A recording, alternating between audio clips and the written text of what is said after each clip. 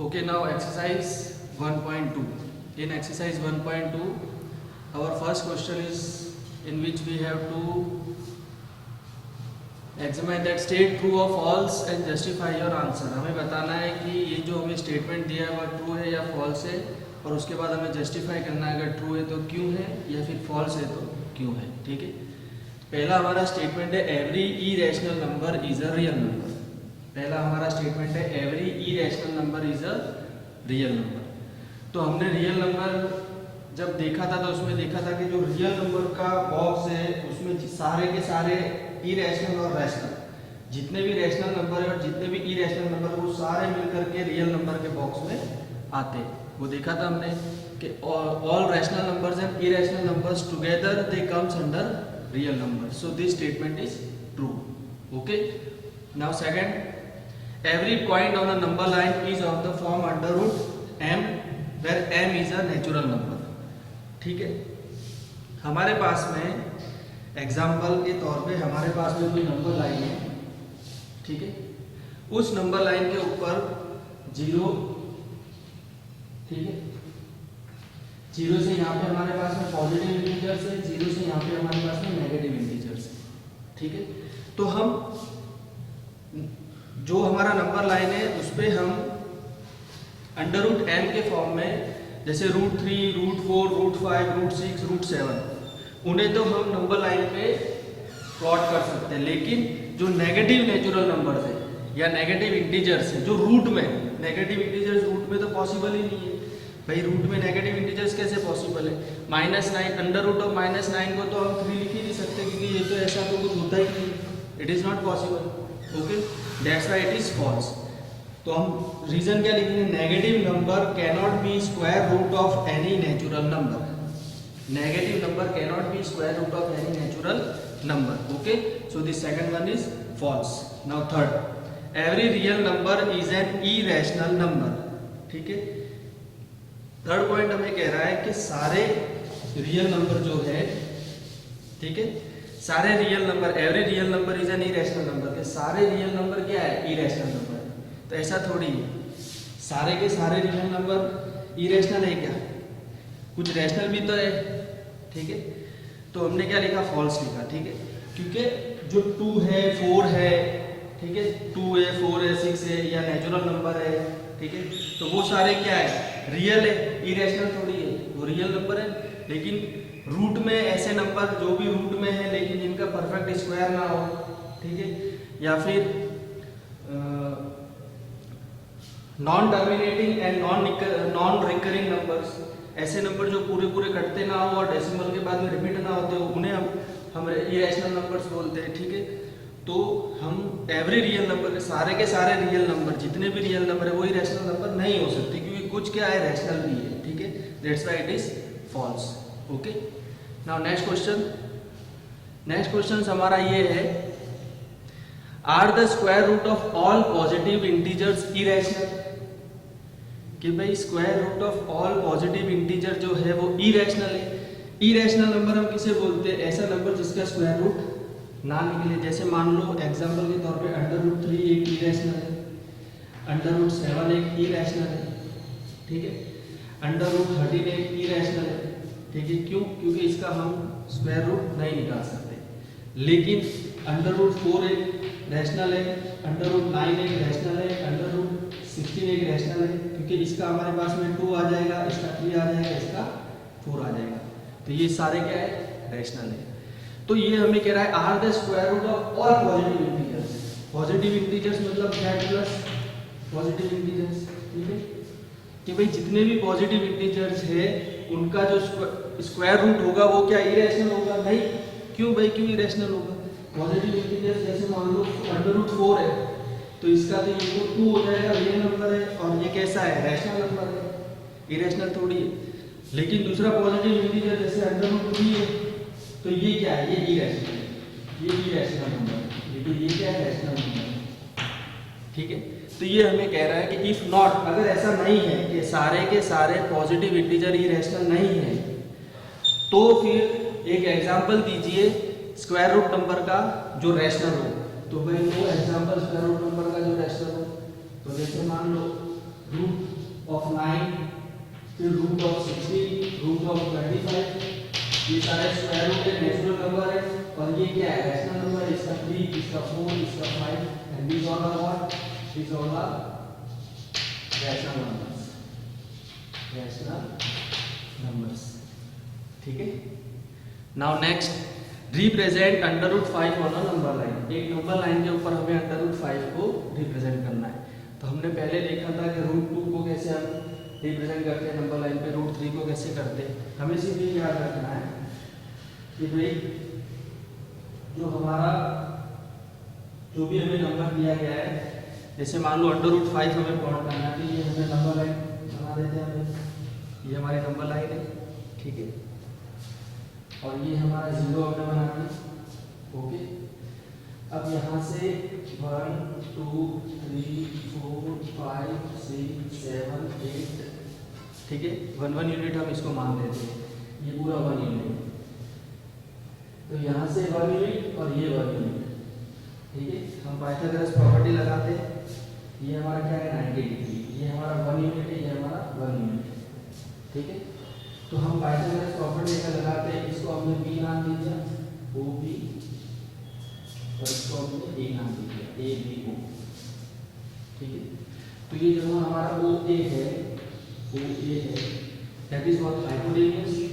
तो Pythagoras property हमें कहती है कि हाइपोटेन्यूज का जो स्क्वायर होगा that will be equal to the sum, मतलब addition, sum of square of the other two sides OB and AB और BA व्हाटएवर। अब OB और AB क्या है, हमारा 1 यूनिट है, ये 1 यूनिट है, ये 1 यूनिट है, तो 1 का स्क्वायर प्लस 1 का स्क्वायर, तो ये हमारा कितना हो जाएगा 1 प्लस 1 का स्क्वायर 1 प्लस 1 का स्क्वायर 1 प्लस 1 2 हो गया हमारा। और ये क्या है हमारा OA का स्क्वायर। अब ये स्क्वायर अपनी जगह बदल के दूसरी साइड जाएगा, स्क्वायर अपनी जगह बदल के दूसरी साइड जाके रूट हो जाएगा, क्या हो जाएगा रूट हो जाएगा। तो हमारी थर्ड साइड जो है वो क्या आ गई रूट 2 यूनिट, ये थर्ड साइड रूट 2 यूनिट आ गई, ठीक है। अब इसे हमें रूट 2 को नंबर लाइन में प्लॉट करने के लिए हमने कंपास से ये वाली लाइन नापी, ये साइड नापी, ठीक है, ये वाली साइड को नापा कंपास से, तो यहाँ से हमने इसको प्लॉट कर दिया, ठीक है, यहाँ से हमने प्लॉट कर दिया और इसको नाम दे दिया P। तो ये जो हमारा लेंथ है OP, ये कितना है रूट 2, ठीक है, कितना है रूट 2 है। ऐसे ही हम फिर उसके बाद में मान लो हमने यहाँ से वापस 1 यूनिट लिया, यहाँ से वापस हमने 1 यूनिट लिया, ठीक है, और यहाँ से 1 यूनिट लेने के बाद हमने ये इसको ज्वाइन कर दिया, इसको हमने ज्वाइन कर दिया, ठीक है। तो ये हमारा 1 यूनिट है, ठीक है, और ये हमारा बेस कितना हो जाएगा रूट 2, ये वाला बेस रूट 2 है ना हाइपोटेन्यूज। अब वापस पाइथागोरस प्रॉपर्टी हम लगाएंगे, तो रूट 2 का स्क्वायर यहाँ पे आ जाएगा, रूट 2 का स्क्वायर प्लस 1 का स्क्वायर। जब रूट 2 का स्क्वायर हम करेंगे तो स्क्वायर से रूट कट जाएगा तो 2 बचेगा, 2 प्लस 1 क्या हो जाएगा रूट 3, 2 प्लस 1 क्या हो जाएगा रूट 3, ठीक है ना। तो रूट 3 का स्क्वायर से रूट और स्क्वायर कट गया तो हमारा यहाँ पे क्या आ जाएगा 3 आ जाएगा। फिर यहाँ से हम स्क्वायर को वहाँ भेजेंगे तो वो स्क्वायर वहाँ जाके यहाँ से स्क्वायर, यहाँ से जो हमारा स्क्वायर है वहाँ जाएगा रूट हो गया तो रूट 3 हो जाएगा, ठीक है। ये वाली साइड हमारी कितनी आ जाएगी रूट 3 आ जाएगी, कितनी आ जाएगी रूट 3। फिर इसको हम यहाँ से वापस कंपास से नाप के प्लॉट करेंगे, ये वाली लाइन को कंपास से नाप के नंबर लाइन में प्लॉट करेंगे, ये कितना आएगा हमारा रूट 3, ठीक है। देन अगेन वापस यहाँ से हमने 1 यूनिट लिया, ठीक है, और इसको जोड़ दिया, ठीक है, ये कितना लिया 1 यूनिट, ठीक है। अब ये हमारा रूट 2 बेस था तो ये रूट 3 बेस आ गया, ठीक है, ये 1 यूनिट लिया तो ये कितना आएगा रूट 4 बेस आएगा पाइथागोरस प्रॉपर्टी से। फिर वापस यहाँ से लेकर यहाँ तक इसको हम कंपास से मेजर करके फिर वापस आगे काटेंगे तो यहाँ पे हमारा रूट 4 आएगा, ठीक है। फिर वापस हमने 1 यूनिट लिया, फिर इसको ज्वाइन किया तो ये बेस हमारा कितना था रूट 4 और ये कितना 1 यूनिट, तो ये कितना आ जाएगा हाइपोटेन्यूज रूट 5। फिर वापस इस वाली लाइन को रूट 5 को कंपास से मेजर करेंगे और फिर यहाँ पे वापस 8 काटेंगे, तो यहाँ पे हमारा कितना आएगा √5। तो ये हमारा मेजरमेंट कितना हो जाएगा यहाँ से यहाँ तक √5। Okay, in this way you have to represent any number on a number line if any root number is given. Okay, okay, now example 5. In example 5 find decimal expansion of and its type। हमें कुछ p by q के form में number दिए गए, rational number दिए गए, जिनका हमें डेसिमल एक्सपांशन निकालना है, ठीक है, और वह कौन सा डेसिमल एक्सपांशन है वो भी बताना है। तो पहला हमें 10/3 दिया है, दूसरा 7/8 दिया है, तीसरा 1/7 दिया है, ठीक है। तो पहला 10/3 को जब हम नॉर्मल डिवीजन करेंगे, ठीक है, 3 3 जा 9, देन डेसिमल 0 कैरी, देन 3 3 जा 9, ऐसे हम नॉर्मल डिवीजन करेंगे तो हमें 3.333, डेसिमल के बाद 3 हमारा क्या होगा, रिपीट होगा, तो हमारा आंसर आएगा 3.333, ठीक है। जो डेसिमल के बाद नंबर रिपीट होता है उसके ऊपर हम क्या लगाते हैं, बार लगाते हैं, तो ये क्या हो जाएगा 3.3 बार, ठीक है। तो इस तरह के डेसिमल एक्सपेंशन को जो डेसिमल के बाद रिपीट हो उन्हें हम क्या कहते हैं, नॉन टर्मिनेटिंग। पूरे पूरे वो कटते नहीं है, डिवाइड नहीं होते, तो नॉन टर्मिनेटिंग। लेकिन डेसिमल के बाद क्या होता है, रिपीट होता है, इसलिए recurring. Non terminating but recurring.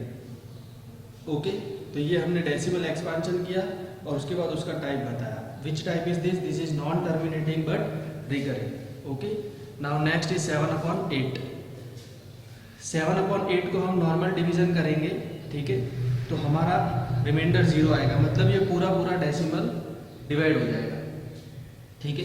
तो हम जो पूरा पूरा डिवाइड हो जाता है उसे हम क्या बोलते हैं, टर्मिनेटिंग। तो ये डेसिमल एक्सपेंशन कैसा हो जाएगा, टर्मिनेटिंग, और डिवाइड होने के बाद में तो नंबर ही पूरा हो गया, तो आगे रिपीट होने का सवाल ही नहीं। तो terminating and non recurring, terminating and non recurring, this is the type. Third case में हमें बोला है 1/7 का निकालो, तो 1/7 को जब हम नॉर्मल डिवीजन करेंगे तो हमारा आएगा 0.142857, 0.142857, देन अगेन 142,857, ठीक है। हमारा पूरा ये यहाँ तक रिपीट होगा, ठीक है, यहाँ से वापस 142,857 स्टार्ट होगा, ठीक है। इसलिए हम क्या बोलेंगे इस नंबर को, इसको हम कुछ ऐसे लिखेंगे 0.142857, फिर अगेन 142,857 रिपीट हो रहा है, इसलिए इसके ऊपर बार, ठीक है।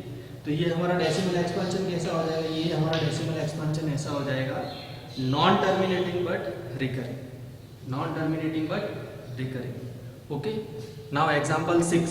एग्जांपल 6 में हमें क्या कह रहा है, शो दैट 3.142678, एक हमें डेसिमल एक्सपेंशन दिया है और वो हमें बता रहा है कि भाई इसे बताइए it is a rational number, और रैशनल नंबर मतलब p by q के फॉर्म में हम लिख सकें, expression in the form of p by q, ठीक है, जहाँ पे p और q क्या हो, इंटीजर्स हो और q 0 के इक्वल ना होना चाहिए।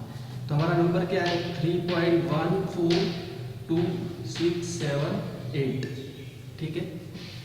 तो डेसिमल के बाद कितने नंबर है, 1 2 3 4 5 6, तो हमने कितने नीचे 0 लगा देंगे, 6 1 2 3 4 5 6, ठीक है, 4 2 6 7 8, ये हमने p by q के फॉर्म में लिख दिया डेसिमल एक्सपेंशन को, ठीक है, और ये p by q के फॉर्म में लिख दिया है, मतलब ये क्या है, रैशनल नंबर है, तो ये हमने कर दिया, ठीक है। और q हमारा 0 के इक्वल नहीं है, और p by q के फॉर्म में हमने लिख दिया इंटीजर अपॉन इंटीजर के फॉर्म में, ठीक है। अगला क्वेश्चन है हमारा एग्जांपल 7। एग्जांपल 7 में हमें बोल रहा है show that 0.333 and continue, and continue means what, 0.3 bar recontinue होगा, रिपीट होगा, can be expressed in the form of p by q। अब ये डेसिमल एक्सपेंशन को हमें p by q के फॉर्म में लाना है, where p and q are integers and q is not equal to 0। तो जब भी हमें डेसिमल एक्सपेंशन दिया होता है, ठीक है, और उसे p by q के फॉर्म में लाना होता है, डेसिमल एक्सपेंशन कैसा, डेसिमल के बाद में जो रिपीट हो रहा हो ऐसा, ठीक है। तो हम क्या करते हैं, लेट 0.3 बार, इसको हम क्या मान लेंगे x, ठीक है, लेट 0.3 बार भी x, ठीक है। अब इस तरीके के क्वेश्चन में हमने देखा था कि भाई जब जो हमारा डेसिमल है उसके बाद कितने नंबर रिपीट हो रहे हैं, ठीक है। तो 3 3 3 3 मतलब सिंगल सिंगल नंबर रिपीट हो रहे हैं, तो हम इसको मल्टीप्लाई किससे करेंगे, 10 से, दोनों side. 10x is equal to 0.3 बार जब मल्टीप्लाई करेंगे तो 3.3 बार हो जाएगा, जैसा हमने पहले किया था। यहाँ पे हमने क्या किया, मल्टीप्लाई किया 10 से, ठीक है, दोनों तरफ। तो ये 10x इज इक्वल टू 3.3 बार हो गया, ये हमारी फर्स्ट इक्वेशन, और ये हमारी सॉरी ये सेकंड और ये फर्स्ट इक्वेशन। अब हम क्या करेंगे, सब्ट्रैक्ट इक्वेशन सेकंड, ठीक है, सब्ट्रैक्ट इक्वेशन 1 फ्रॉम सेकंड, ठीक है। तो ये 10x माइनस एक्स और 3.3 बार माइनस 0.3 बार, तो ये हो जाएगा हमारा 9x, 10x minus x 9x और 3.3 बार 3 बार चला गया, तो यहाँ पे क्या बचा 3, तो x is equal to 3/9, therefore x is equal to 1/3। This is our fractional form p/q form of this decimal expansion, ठीक है। अब यही अगर डेसिमल के बाद में एक नंबर हो, फिर कुछ नंबर रिपीट हो रहा हो, तो पहले हम उस एक नंबर को आगे लाएंगे मल्टीप्लाई बाय 10, फिर वो रिपीट होने वाले नंबर को वापस आगे लाएंगे। अगर सिंगल होगा तो 10, अगर दो नंबर रिपीट हो रहे होंगे तो 100 से करेंगे, जैसा हमने पहले किया है ऐसे ही करना है। तो इसके बाद आपको ध्यान रखना है, जब भी डेसिमल एक्सपेंशन दिया है रिपीटेटिव, डेसिमल के बाद रिपीटेटिव है, तो हमें जो डेसिमल के बाद नंबर रिपीट हो रहा है वो हमें आगे डेसिमल के पहले लाना पड़ता है, ठीक है। फिर हमें उसको इस तरीके से हम इसे सॉल्व करते हैं, ओके।